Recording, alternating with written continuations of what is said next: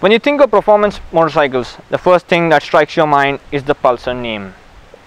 Over the past few years, the 150cc to 250cc segment has seen a huge growth, not only in terms of sales, but in terms of for new performance, high performance bike launches as well.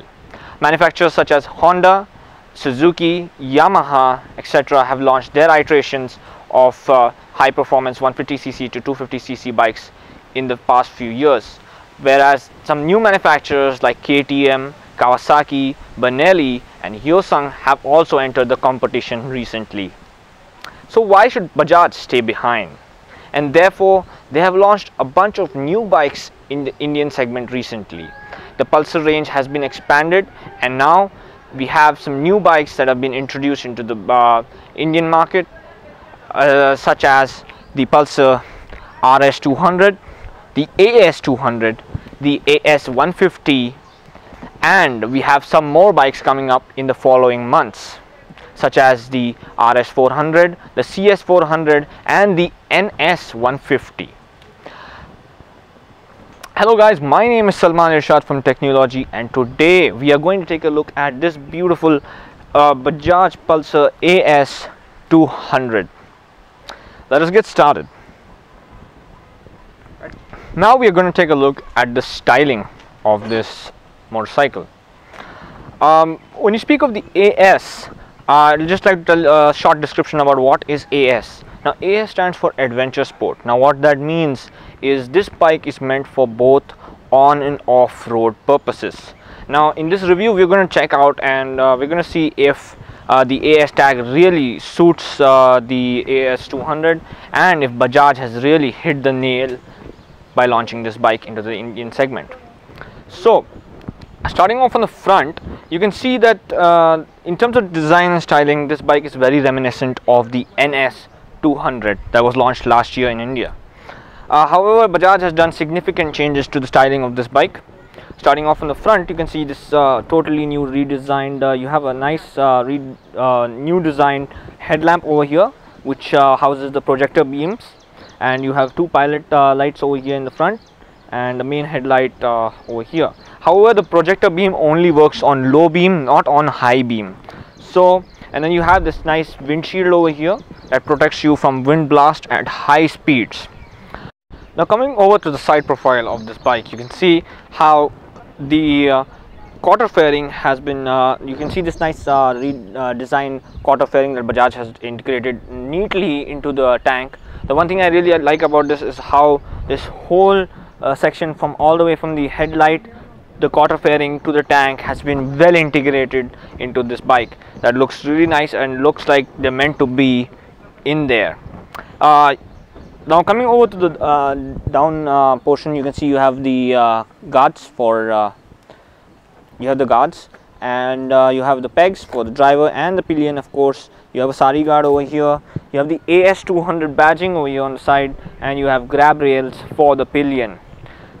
You have the seats which have a nice fabric, looks like leather but it's not leather but some kind of fabric, and you got a guard over here to protect yourself from brakes and high speed impact. Okay, now at the back of the Pulsar AS200 you can see these grab rails that I showed you already, and you have this beautiful LED brake lights and tail lights over here at the back. Let me just turn on them and you can just have a look at how they look. Just, you can see the lights, and for the braking I'll just press the brake. You can see this.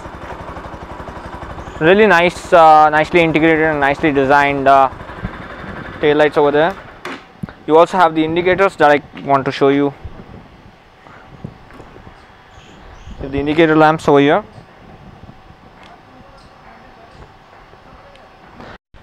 Now I would also like to show you the instrument cluster over here. This is almost the same instrument cluster that was there in the NS200. Bajaj hasn't done much change to this instrument cluster. Now at the center of this instrument cluster you can see you have an analog tachometer over here, a digital speedometer that will come up when you turn on the ignition. Yeah, the analog speedometer that will come on when you turn on the ignition.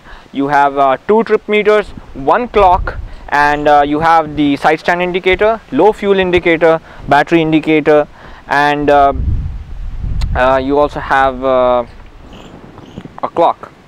And yeah, that's it. I think Bajaj could have integrated a few more features in this, such as the distance to empty and the average fuel economy and stuff like that. So yeah, they could have done a little bit more to make it stand out from the NS, but overall it's just a decent instrument cluster.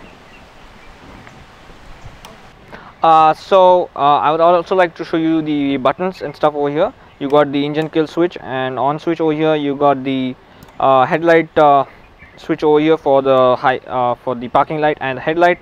You got the starter over here, and you got the high beam and low beam button over here. You got the indicators on this side, and just underneath that you have the horn and the placement for the key. Now one good thing that is very unique to the Pulsar and that I really like is you have backlit illuminated switches over here. Let me just show you, and if you can just come closer and take a look, you would see that the buttons are illuminated, and these look really good at night, and they provide better visibility at night. And you got the side view mirrors over here that are adjustable and that are neatly designed as well. Now we're going to talk about more about the specifications of the bike. Starting off on the front, you have tubeless tires on the front and rear. The front size is 110 by 70 millimeters. I mean 110 by 70, whereas the rear tire is 130 by 70 rear tire. Both are tubeless. You got 17-inch alloy wheels both in front and the back as well. You have 2 twin disc brakes in the front as well as in the rear. So the front disc brake is a floating disc caliper at 280 millimeters. And the rear disc brake is about 230 millimeters floating disc caliper as well. Okay, now taking a look at the engine, this is a single cylinder triple spark 199.5 cc 4 valves per cylinder engine. The power figures on this are 23 PS at 9000 rpm, and you have 18.5 Newton meter of torque at 8000 rpm. The motor is good overall, and it's good for high speed cruising.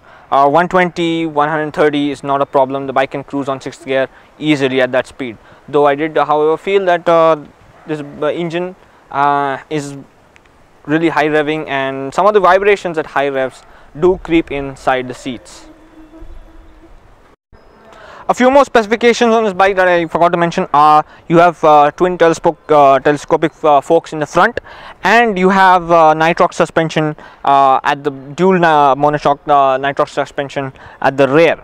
Another highlighting feature about this bike is this 3D badging over here, this Pulsar 3D badging that looks really catchy. Just turn the bike and you can see the Pulsar 3D badging. It's really catchy. The bike weighs 153 kgs. It has a 12 liters fuel tank, so it's good for those highway cruising ventures.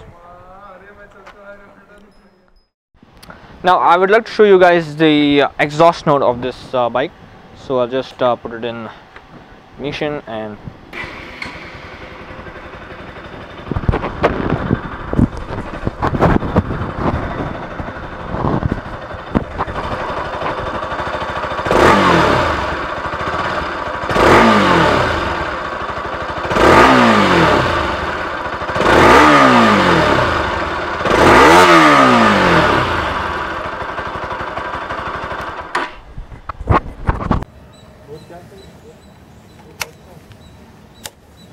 अच्छा race करो।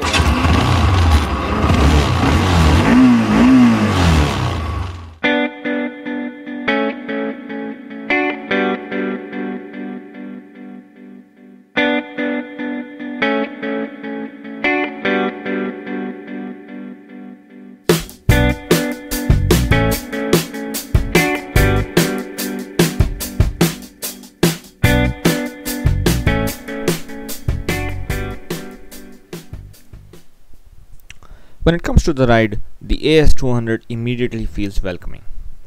The riding position is comfortably upright with the legs canted slightly backwards. The overall position is comfortable for all-day riding but has a hint of sportiness to make sure that the ride stays involving.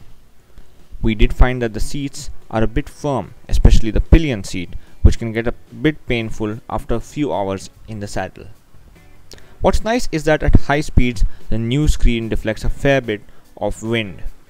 On most bikes, wind blast only becomes a hassle above 120 km per hour, which is about the maximum point at which the AS200 can hold speeds with reasonable comfort. Vibrations are imminent at the bars, and they do creep in at the pegs and at the seat at high revs. High speed cruising is not only possible but comfortable enough thanks to the 6th gear. When it comes to the handling, it handles poor and broken roads surprisingly well. The suspension setup is plush. Even if a little on the firm side, it absorbs bumps and ruts confidently. Good roads or bad, the Bajaj Pulsar AS200 can carry some serious speeds. Cornering, however, is where the AS200 struggles, mostly due to its height and tire setup. The AS200 will make it hard to negotiate tight turns and do some high-speed cornering. Braking is excellent, but we do believe ABS should have been an option at least. The engine is same 3-spark 195.5cc liquid-cooled single from the 200NS and remains a revvy and eager motor. 230.3 PS and 18.3 Nm of torque make for entertaining performance. 0 to 60 comes up in just under 5 seconds, and the bike can achieve a top speed of around 130 km per hour. We did, however, feel that the engine should have been fuel injected, which would have made it more refined. Overall fuel economy, according to the owner's results, was around 34 km per liter, which can obviously change depending on your driving style.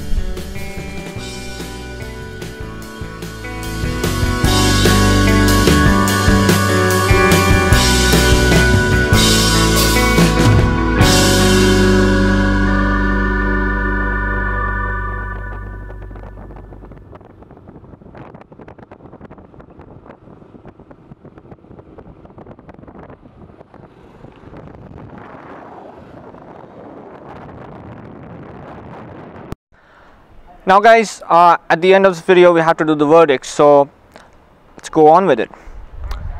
So Bajaj has the AS200 is overall a good bike, but if you ask me, Bajaj has failed to justify the AS tag on this bike. The adventure sport really means that it should be capable of off-roading as well, but due to these MRF tires, you cannot off-road really well on these tires. So Bajaj should have added off-road tires for this bike, which would have really justified the adventure sport badge on this bike. Other than that, the height of this bike is good for off-roading. The seat position is high and straightforward, so that means that sitting on the seat, sitting and cruising for long distances is going to be an ease. It's not going to be a tough job because it's an upright position you sit in, and driving position is really nice. Fit and finish of some materials are decent. I cannot call them really good. They could have been better, but the quality is so. It could have been improved. The grip on the tires are satisfactory, but not really exceptionally good. Cornering on this bike is not that easy since it is a really high bike, and cornering in it won't be that fun, and it's a little bit hard. So the tires could have been better, and the instrument cluster is good. though it could have had some changes compared to the NS because it's very much identical to the NS. The projector headlamps are good, they provide great visibility at night, that's an advantage. And when you look at some of the other pros and cons, you can go for saying that the styling is good, the way the headlamp and the quarter fairing are integrated into this tank are really nice. The bike handles well, the stiffer suspension offers great ride quality, it's smooth and it absorbs the bumps thanks to the stiffer suspension. The seats however are a little hard, which might make it difficult for long ride cruising. When it comes to the engine is good, though I felt that the vibrations are at high revs. The vibrations are high and they do creep into the seats and can be a little disturbing at times. The engine, the bottom end of the engine is not good. It's not that good. Mid-range and high end is good. The bike can cruise at 120, 130, 140 with ease. Top speed on this bike is about 130 to 140. Can vary depending on the road and the slope of the road. So overall, I think Bajaj has done a good job with this bike. But there could have been improvements. This bike could have been better. Overall, the price tag of this bike is about around 1,07,000 on road Hyderabad. Price is justifiable. Though I think one more thing I would like to add is ABS is not an option on this bike, which does come into the safety factor. So if they would have added ABS as an option at least, that would have been good. So that's not an option, and that's another con of this bike. So overall, I think Bajaj could have done a better job with the NS.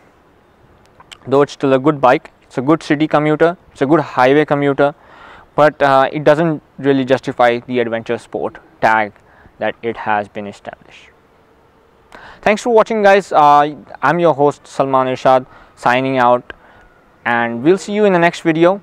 Please do hit the subscribe button if you want to watch more videos from us. If you like this video, do hit the like button. If you have any questions regarding the Pulsar AS200, do leave them in the comment section below. I'll be more than happy to answer them as soon as possible. And thanks for watching again, guys. See you next time on another video, Technology.